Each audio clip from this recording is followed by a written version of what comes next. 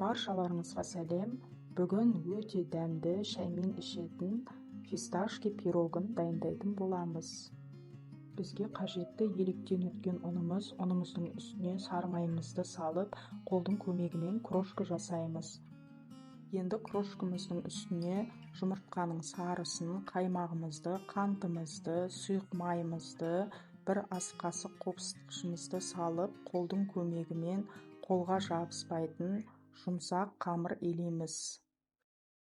Енді пирогымыздың салмасына келетін болсақ, творожный сыр, 2 жұмыртқамызды, қаймағымызды, сгущенкамызды, 2 ас қасық фисташка ұнын бәрін өлшеп саламыз бір ыдысқа, және де 1 ас қасық кукурузный крахмал, 2 тамшы ас бояуының тамызы жақсылап миксерлейміз.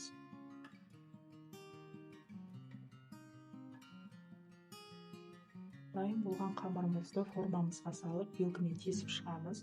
Жаңағы дайындаған начинкамызды қамырымыздың үстіне құйып шығамыз. 170 градус пеште 30-35 минут пісіріп аламыз. Пирогымыз дайын, өте дәмді. Жасап көріңіздер, каналға тіркеліп, лайк басуды ұмытпаңыздар. Ас болсын.